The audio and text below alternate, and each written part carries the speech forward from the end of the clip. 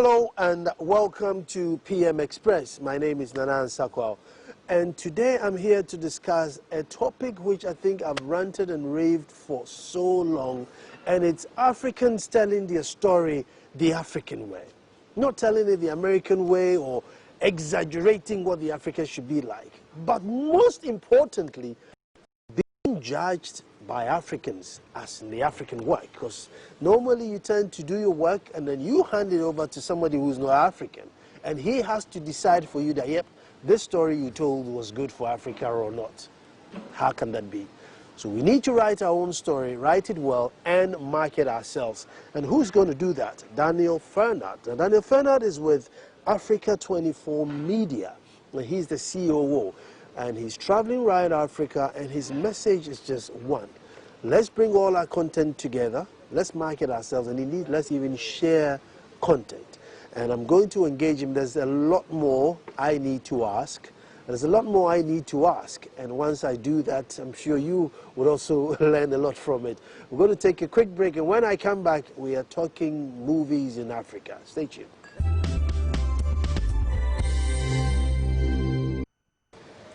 Well, hello, and with me to discuss this passionate topic, as I said, is Daniel Ferdinand.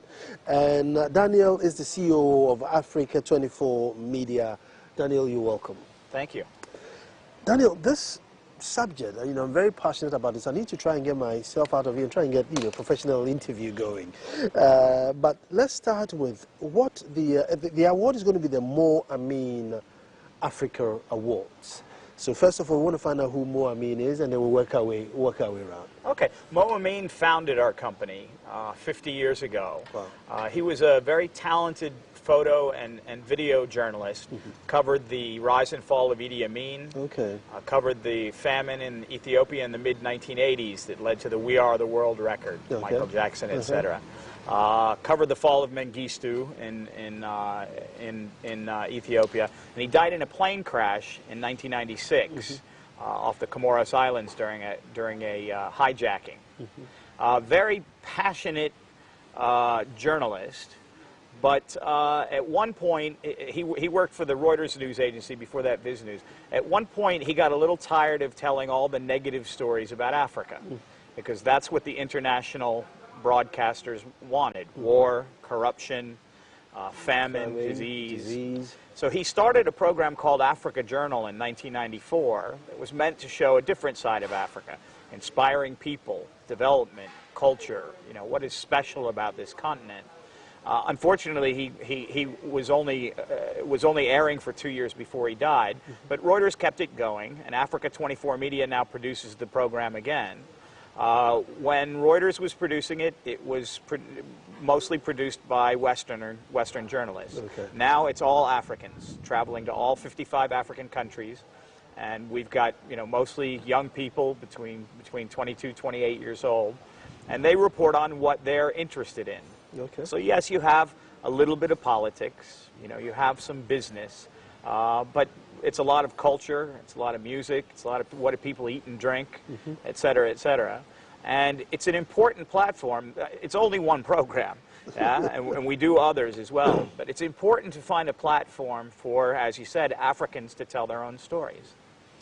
Now,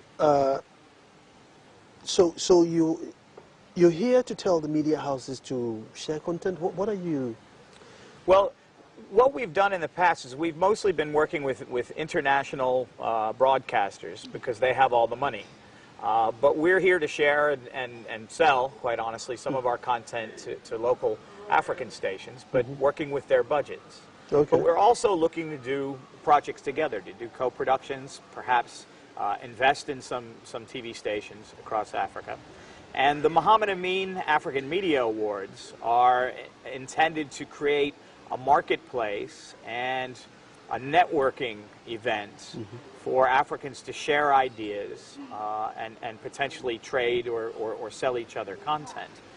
I think when I first arrived to work full-time in Africa about 4 years ago, people were still watching Latin lovers and Chinese action stars and American comedians. And I think that we've seen an appetite for everything African from African audiences. So it's important that we put together a place to share ideas and innovations, and at the same time, we'll be recognizing those who are coming up with the best ideas and who are setting the best standards in the industry. I think it's a good idea because I think Africans are not very good. I mean, I don't think I've ever watched a movie from Nairobi or a movie from Gabon. I've never seen any production from there, other than if the head of state is visiting. We never share content. So I think it's a good idea. But how do we encourage because of the language barriers? Well, I think number one, that you can tell what's a good program when you watch it. You know, I used to live and work in Asia, and I could sit and watch TV in Korea or watch TV in Thailand and figure out whether the show was interesting or not. In some cases, what we'll need to do is redo the shows in the local language. Obviously, you have a lot of that happens with either American or British programs that get remade in French or get remade in Russian. So the Europeans already do it. No reason the Africans can't do it as well. But of course, what will end up happening is there'll be a local spin on the program. But I think that this is all very doable, but the main thing is that we need to get together and talk about things. We need to look at what everybody's doing. I mean, how often do you get a chance to see TV from Nairobi, Morocco, No. Senegal? No. Yeah, see? So, and you're in the TV industry, right? So, we really need to create some kind of event, and, awards are a good way to get people together. But what we want to do is create an event where people are actively working together to develop ideas and to know what's going on in the neighbor's backyard. But is there an appetite for it? Because, I mean, like, in Ghana, we've developed a culture now for, Spanish sitcoms. And obviously it's translated into English, and some even break it down back into the Ghanaian language and show it. Is there an appetite for the, intra-Africa movie? Or? Well, I think so. I think that right now what you've got is the Africa Magic on Mnet. So you're talking about something like 1% or less than 1% of the African population that actually is able to subscribe to DSTV because it's a bit expensive. But the Africa Magic channel that they have has a real following. You see Nigerian movies. I mean, Citizen TV was number 6 in the Kenyan market 3-4 years ago. Now they're number 1, airing Nigerian movies like crazy, and all the other stations have followed suit. So again, I think that the Nigerian movies are a good example of a start where the quality could be better. Yeah, we'll talk about quality later. And the subject matters maybe could be more realistic sometimes. But I think it's a good example of the appetite Africans have to see Africans on TV. Now, one of the factors that's going to change this as well is that there are many nations now that are putting in laws that say that a certain amount of the content on each channel needs to be manufactured locally. I think in Tanzania it's 60%. I think in Uganda it's 70%. Wow. And that's going to create a situation where it's going to create opportunities for local production houses, responsibilities for the TV stations to go out and find good storytellers. And those good storytellers need to bring Africa to life. I like that law. I think we should follow suit in Ghana. A percentage should be local, but not just that you slam anything on there. The quality. I was going to talk about quality. Somehow we've films, but we caught up with the quality. I don't know if you find that traveling across the continent. Well, again, I think it has to do with budgets, and it has a little bit to do with marketing or an inability to market. And I think that what you have is, I think local TV stations have been trying to sell advertising to please the masses. So soap and soft drinks and fast food and things like that. And I don't think that brings in a lot of advertising revenue. And I think what the local stations need to learn is that if they put really quality offerings that maybe is a little bit more highbrow, then you're going to find some advertisers that want their name associated with that. That again, reaching people through TV, not through radio and billboards, is, people are looking for higher income people to reach. And that's going to help bring the quality of everything up. You see, quality, and you keep going on about budget, but the budget hasn't changed. How do we get the quality in since the budget hasn't changed? I mean, most of us are budget constrained, and to get the quality, you need the budget. So, how are we going to get the Well, I quality mean, up? one thing is to learn how to build a budget, but the other thing is, of course, training. And I think that there are opportunities. My company's is availing ourselves to do training. We've done quite a bit of training in Nigeria, in Kenya, looking at doing in Ethiopia very soon. But we've been talking about setting up basically TV production training schools with universities throughout Africa. Okay. So right now we're talking to Multimedia University and Catholic University in Nairobi, Unilag, the University of Lagos in Nigeria, Oud Nouvelle University in Burkina Faso, a very good training institute in Senegal called IMAX. And I think that there are going to be opportunities now to pass on training. And again, I know what your fear might be, is that if it's Westerners doing the training, that you're just going to end up regurgitating what Westerners do. But I think there's a certain amount of technique that can be taught when you're talking about quality production standards. But the storytelling itself has to be African. Okay. The other thing is response. I mean, like you said, just 1% of the whole continent are hooked onto DSTV because of, obviously, wealth. With all our crisis, I mean, are they taking this on board? You see, even though I never underestimate the work of arts, because it's what the society is, it reflects the society.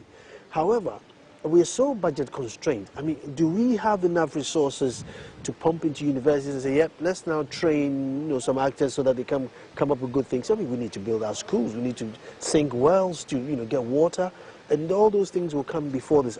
How are we? What's the response to? Well, I mean, again, what we're expecting is that the students are going to generate the funds through tuition. So again, somebody that is looking to go into television full time. Mm-hmm. They finished their college education already. Maybe they have to work part time. My father put himself through college working at ABC News in the States. Maybe they have to get money from their parents. Maybe there has to be student loans. I mean, we can look at a number of different ways that things get funded. I think the one thing that we haven't wanted to do was go looking with our hand out to charity funding. Mm-hmm. The idea is let's build something that can sustain itself.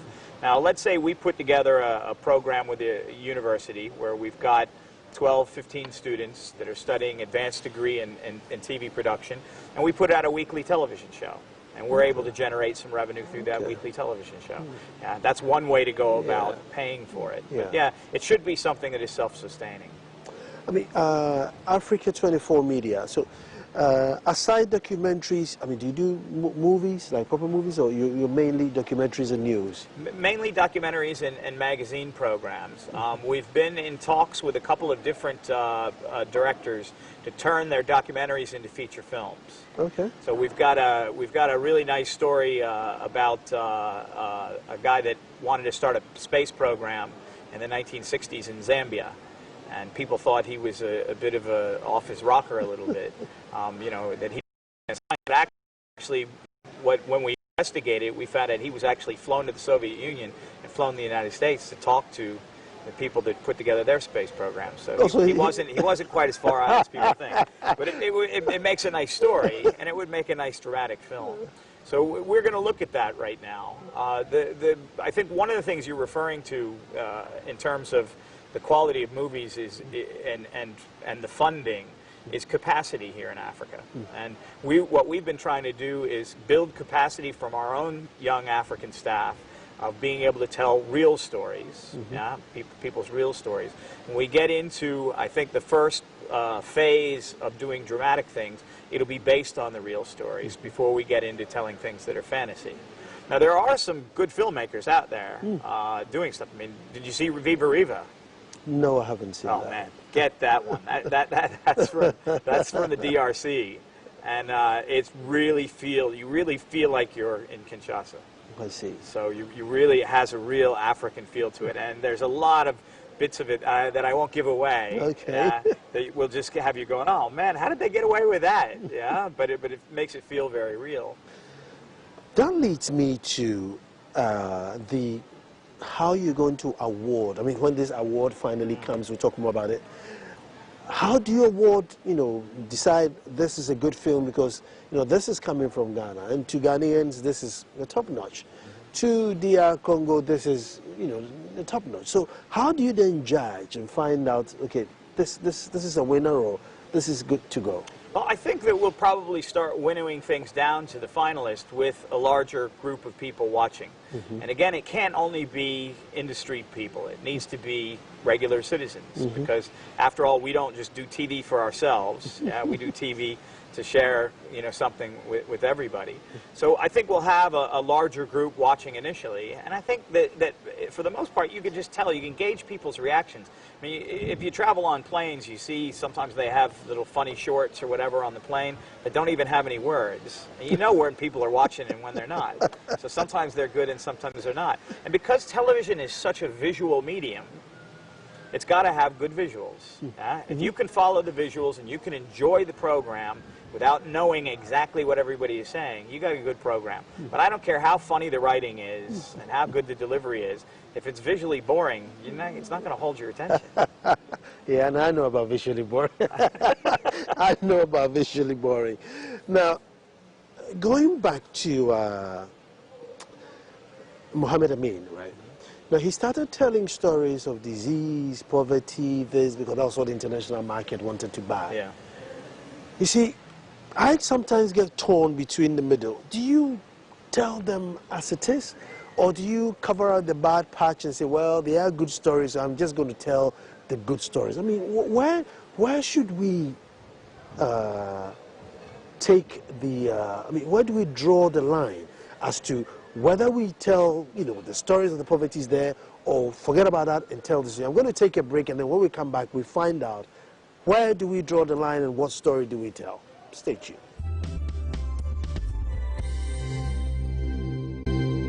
Talking to Daniel Fanad, COO of Africa 24 Media. And just before we went on the break, I just wanted to find out, as media people, as storytellers, where do you draw the line as to what story they tell? I sometimes get very angry and say, oh, look at the Western media. All they want to film is war and poverty and disease.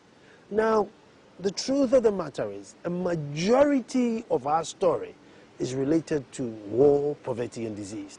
Whether our fault or not, that is it. But there are some brilliant and fantastic stories, on the other hand. And on the third hand, we need help. Do we tell our good stories and go out for help, or do we tell our bad stories and go out for help? Where do we draw the line? I mean, Daniel, I don't know if you can help me out with this. Well, I think it's necessary to tell the public what's going on. You have to have credibility as a news organization.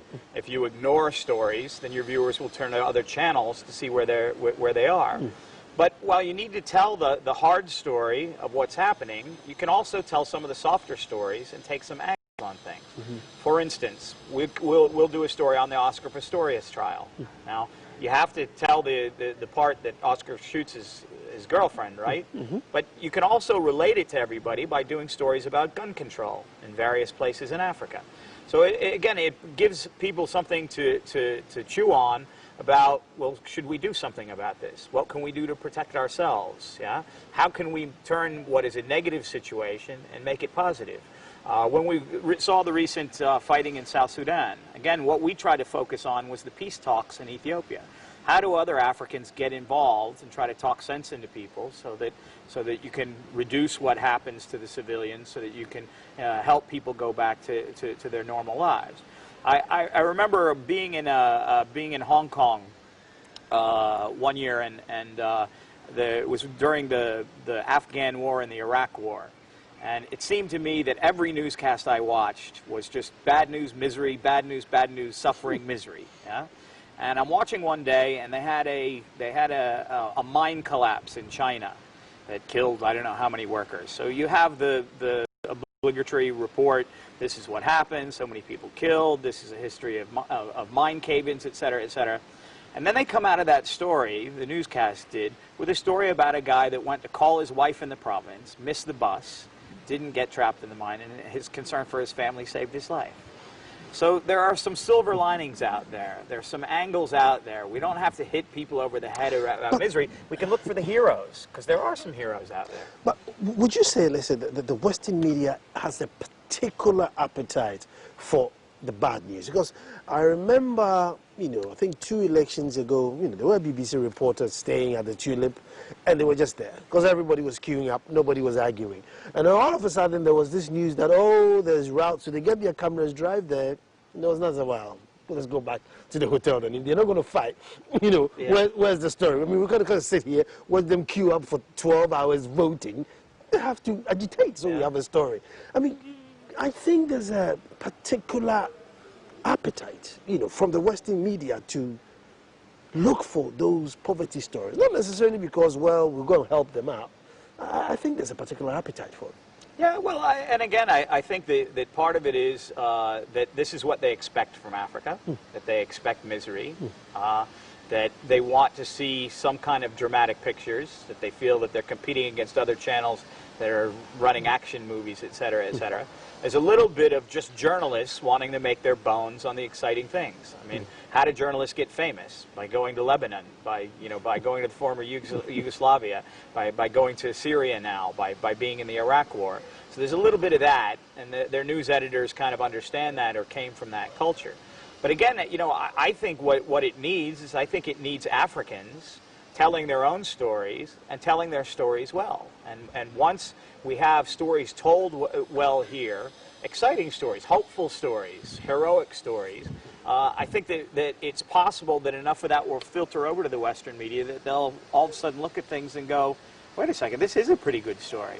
Yeah? I mean, a lot of people are writing in through social media saying, this person has inspired me.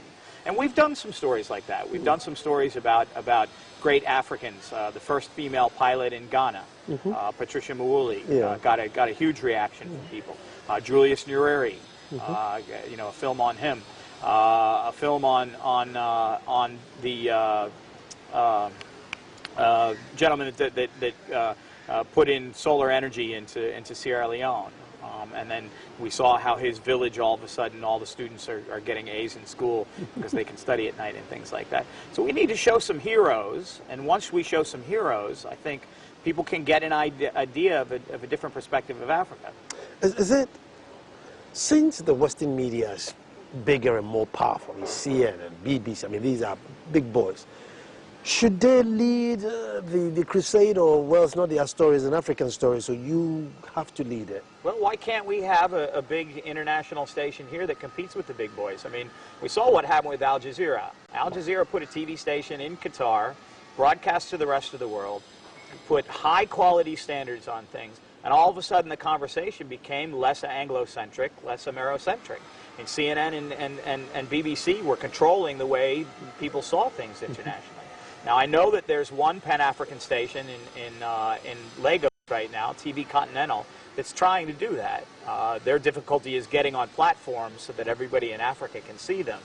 But why can't we have a few different organizations trying to do that, trying to change the narrative, trying to get that out there in the same space as the CNNs and the BBCs and the Al Jazeeras, and tell Africa's story. Another challenge that I foresee with the awards that you're coming up with, even though I think it's a good idea, is our culture.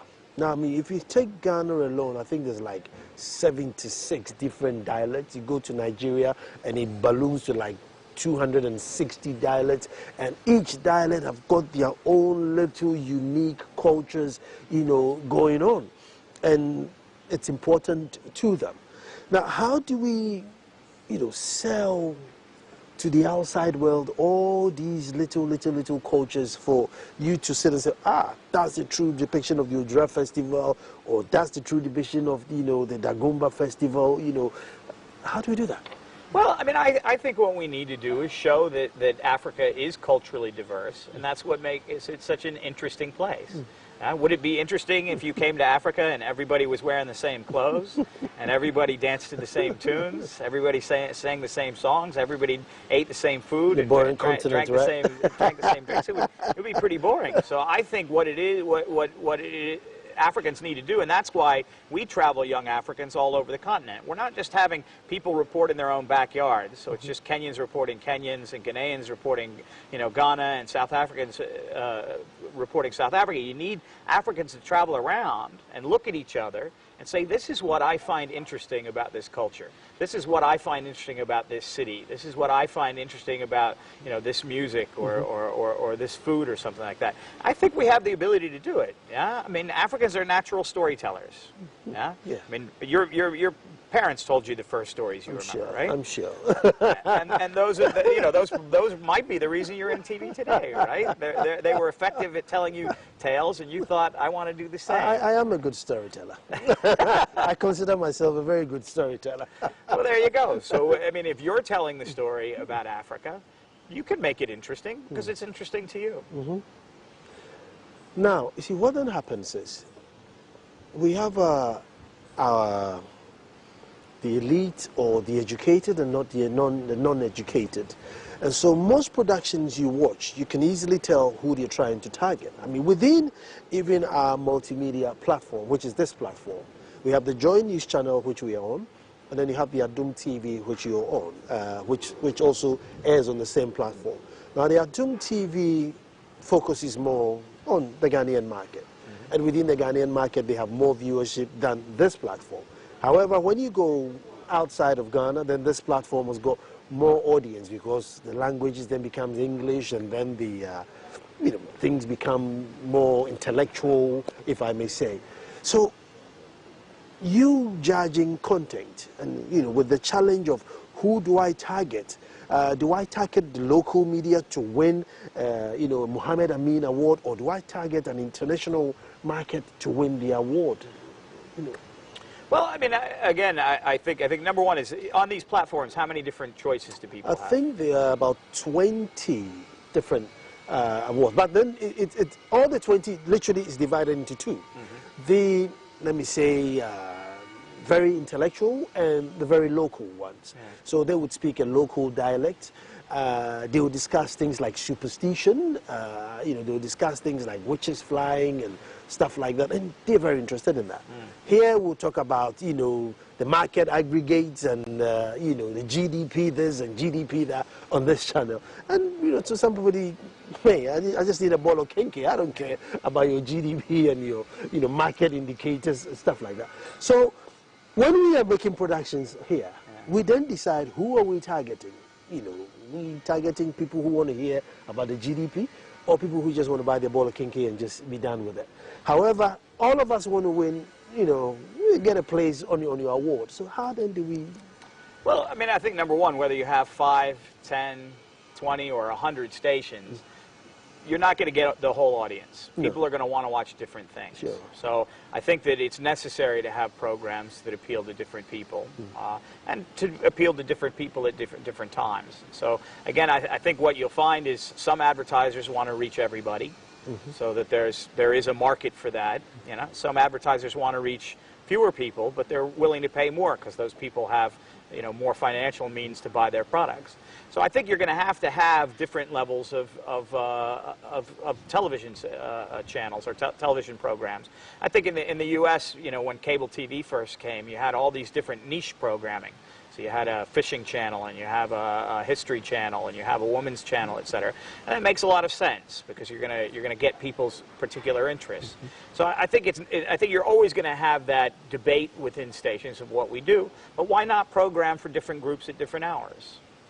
How different is this going to be to the CNN Okay. award. Yeah. And so the CNN Awards are very individual, yeah, individuals doing good works of journalism, and those end up being a lot of hard news as well. Now, we participate in the CNN Awards. Salim gives away a prize for photography in his father's name. So we're big supporters. We're not looking to compete or cut down the CNN Awards. But what we want to do is give everybody throughout Africa a chance. So you find local television stations that are coming up with very, very good ideas, very original ideas that could be duplicated in other markets, but that deserve some recognition. For instance, I was in Rwanda recently, and I'm looking down the programming lineup for Lamigo TV, and I say, so what's this? What's the surprise show? I thought maybe it was a different show every week, yeah? So what they do is they get a local celebrity, and they surprise him with his high school sweetheart, or his brother he hasn't seen for 10 years, or his biggest fan. And sometimes it's hilarious, and sometimes it's, you know, tense and confrontational. But, you know, I watched the program, and I can't speak Kinyarwanda, but I was fascinated by it. I mean, it was really good stuff. It was high theater, yeah, and it was spontaneous. You didn't know what was going to happen. I was in Burkina Faso, and one of the local stations there do a program called Freestyle, where a young man dribbles and does tricks with a football for about 10 minutes, sings and dances, and then answers some quiz questions about football. Again, I didn't need to, I mean, it was in French, which I understand, you know, a bit of French, but mostly it was music, yeah? And it was easy to just sit there and groove to it, and get a kick out of it, and watch the people in the crowd going nuts. It was a lot of fun. So I think there's a lot of ideas like that out there that I haven't seen yet, that you haven't seen yet, that could, you know, really enrich television across Africa and give us some new ideas of how to present our culture and how to reach, you know, both the highbrow people and the lowbrow people. As far as the awards are concerned, we'll have different categories. So we'll be looking to celebrate everybody. There will be some highbrow categories. There'll be some reality programs. You know, we'll be looking at comedy stuff. So we want to include everybody because, you know, your viewership out there wants variety. They don't want to sit and watch the same shows over and over again. Huh? They want to be entertained sometimes. They want to be informed sometimes. They want to be titillated sometimes. But they want that full range of emotions out of their TV set. Another thing I find, and that's with black people worldwide. So the Grammy Awards come and, you know, BET wants to do the same thing. The only thing that changes is the color of the people that come. It's, you know, it's just the same mimicking of, you know, what you saw. I think sometimes we should Africanize something. Yes, by all means, you don't reinvent the wheel, but if you think it's good and you're bringing it, make it distinctively different, you know. And I'll take a break here, and when I come back, I want to find out that will this award be distinctively African, or is just going to be the CNN sign is not there? This is just a, you know, a different sign. Stay tuned.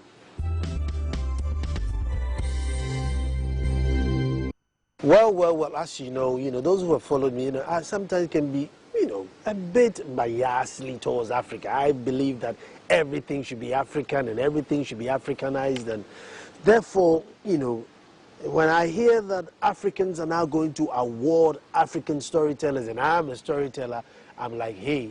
But then my concern is, are we just going to set up the same platform, all wear a suit and tie and black tie, looking like white people, and just peel off the CNN sign and say, well, now Africans are going to take the award?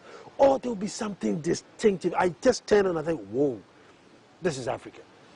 Well, let me start by inviting you to be part of the committee that puts the format together. Yeah? We're just in the early stages of planning, and I'd love to hear more of your ideas for how we can Africanize this. Well, I mean, we can start with African attire, strictly African attire from wherever you choose to dress like, to start from. Well, I'm obviously all for that. Because I just find that, and there's nothing wrong for somebody to take lead, wherever they came from, either Chinese or white.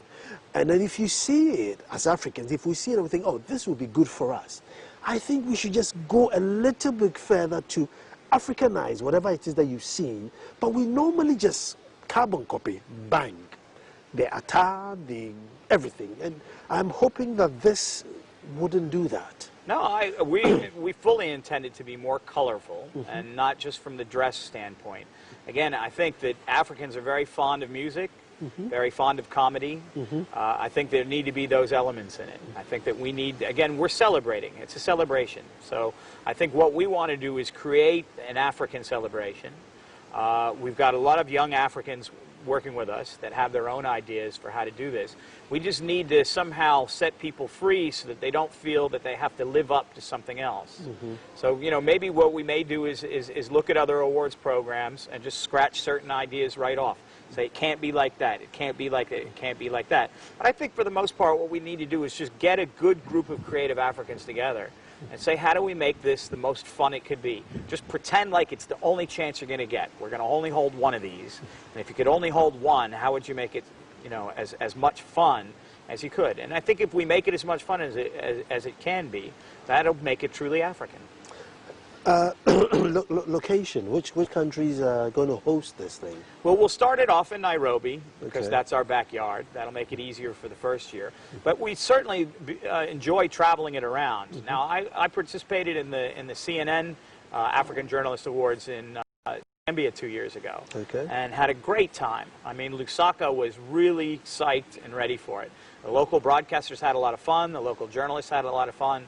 So we'd certainly like to see it traveling around. We're a Pan-African house. While we have our headquarters in Nairobi, we employ people in Ethiopia, in Ghana, in Senegal, in South Africa, in Nigeria. So we really have an interest in seeing it travel.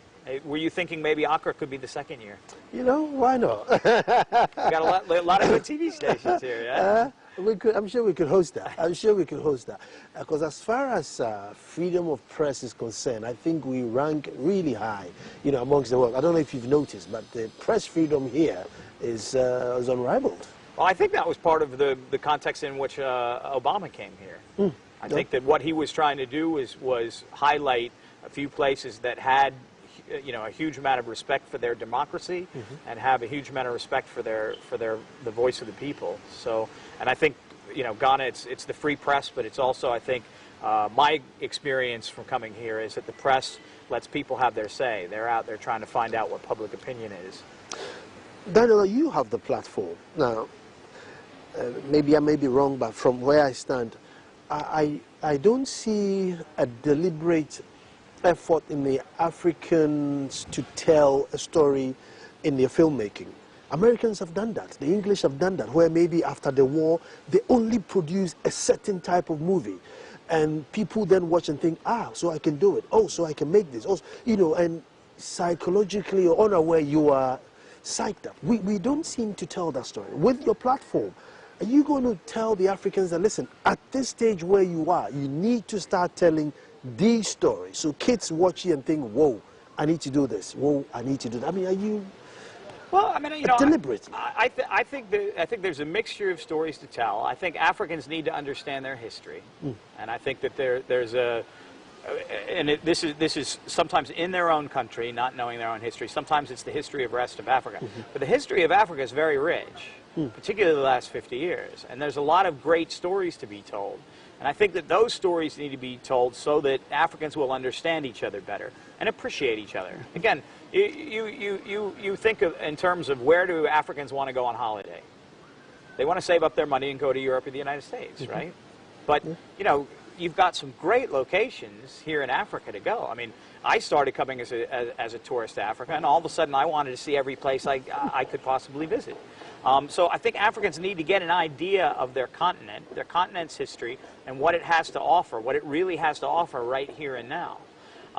You know, beyond that, I think we also need to see personal stories, and I think it's not going to be necessarily the stories that the Western media are, oh, FGM this, oh, you know, homosexuals this. I think that Africans have to decide what are the stories that we want to tell ourselves.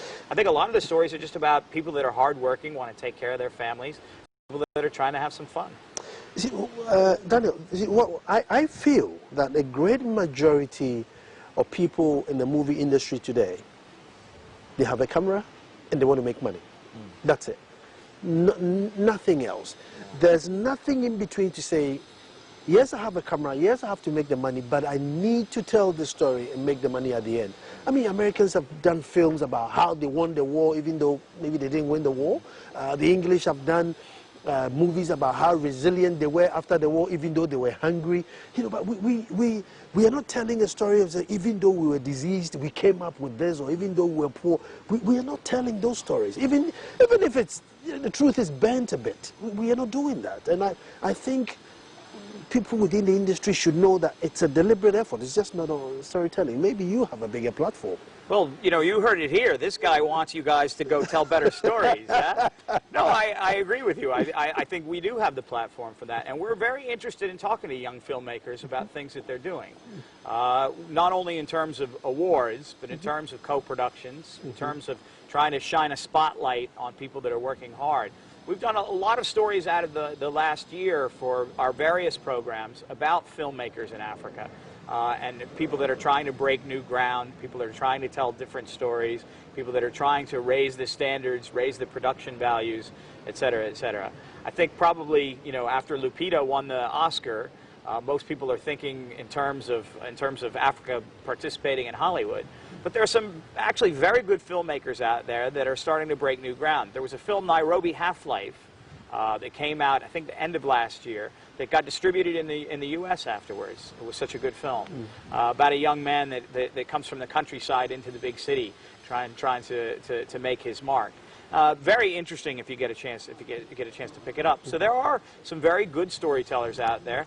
There's a group in Namibia that screens African films every week. I'll give you the email address for that. You can give it to your viewers, maybe if you've got a blog online or something.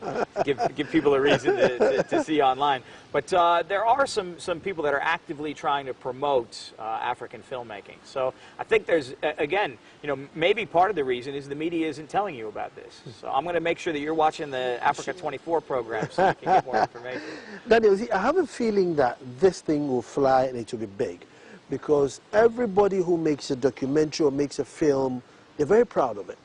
And if they get recognized internationally and they're going to say that, you know, this is a, you know, Muhammad Amin award-winning film, they're going to be even more glad. However, if the judges choose the films that depict more the Will Smith, the, you know, Hollywoody ones, what then happens is everybody now says, mate, I have to make a film that looks like very American so that I can win. And so you have got that little button to just switch the whole movie industry in or rein them in. So how are you going to make sure that the films that win are very true to Africa and not that, well, the production is just like how I saw in, you know, Hawaii Five-0, therefore that's it? Well, I think it's going to be important to choose the right judges. And what we need to do is not choose people that are all insiders out of the film or television industry. So they're not just looking at, oh, the standard of this was not quite that good, I want to change the camera angle, I would have used a different filter on that lens or something like that. Yeah, we need some average citizens, yeah, some average people that could look at that and say, I would tune into that every night. Because in the end, that's what we're doing, right? We're building TV for the masses. We're building TV for people that enjoy turning on their TV every day. They have lots of choices of other things to do besides watch TV, yeah? So we got to build programs that people really want to watch. So I think it'll be a cross-section. We'll have to have some people that are experts that can look at things and make sure that things are technically good. But I think it is more important to talk about ideas. And if we have some average citizens that are watching this and say, I like the ideas that are coming across on this, I like the characters, I like the storytelling, and I want to watch this again, then we'll know we've got a good program. Another challenge that I foresee, and I pick it up from ideas, you know, there are certain very, very popular movies that I would not give 3 minutes of my time to. You know, I look at it and thinking, what the hell is going on there? Yeah. However, you go everywhere and everybody's talking about, did you see that movie? That movie just came out. I'm thinking, really? Yeah. There was nothing about it. From the first line, you know how it's going to end. You know, right from the first scene, you know how the story ends. And true to, if you have the time, the next 3 hours to sit there, it would end exactly like that. Now, you have to now tell the people that, look, this isn't how movies are done. Where the guy goes to the shower, we film him, he comes to dress, we follow him with the camera for the next 15 minutes till he gets to the office. You know. So how then do you tell the majority that, look, that's not what you're supposed to watch, and then choose the one that the minority are watching? Well, I mean, I think what we need to do is just get more quality productions out there. I I think that people will eventually rally around seeing better TV or seeing better films. If all they have is crap, then they're going to choose the best crap that they can, right? But if they get some stuff that's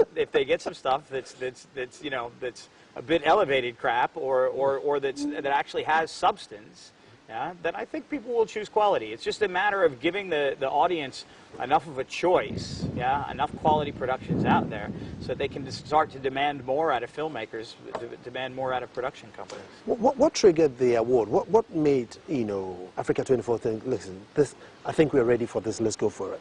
Well, I think it was seeing local television and thinking that we saw some good ideas in Kenya, and thinking that shouldn't this be playing elsewhere? And then when we started to communicate with other TV stations, we found that nobody knew what was going on in Kenya. So again, I think part of what we've been trying to do is help Africa integrate. So through our own programs, which are Pan-African and show, you know, what people are doing in different countries, there is one attempt there to try to educate and integrate.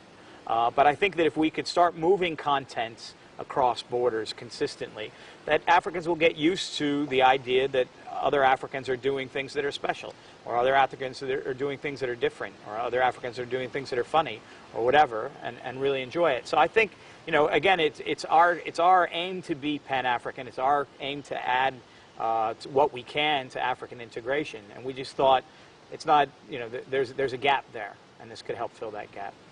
Categories. So what are you going to do, like the best adverts? Yeah, certainly we'll have the best CSR campaign, the best advert, the best mobile phone innovation. We're a multi-platforming company, so we're engaging with people on a lot of different levels. But I think you best reality show, best newscast, best sportscast, you know, best comedy show, best variety show. Again, we're trying to collect all this information. I'm now on a 25 country tour of Africa to try to engage with local stations and find out what they're doing, because you don't see all these stations on satellite. No. You can't see them all on the internet. So it's important to go out, you know, to everybody's backyard and say, what are you guys doing? Show me something that you feel strongly about. Show me something that's special. Show me something that's getting a big reaction. And of course, I'm asking the taxi drivers and waitresses and baggage handlers, you know, as I go through. So what do you watch? Yeah, and then I get an idea as well. Well, that's a good one, and I think you have a huge task on your hand. But I just know it will fly. I just know it will fly, and, you know, more grease to your elbows. But whatever you do, just keep it African. I can't wait to get your ideas in the mix. Yeah, then I'm sure it will. Well, Daniel, thank you very much. That's all time will allow us. Africa 24 Media coming out with the Mohammed Amin Award for Journalism in Africa. And it's going to be Africanized, as we have been assured. Folks, as I always say, thank you very much for watching, and tomorrow we'll be back to do it all over again. Stay tuned.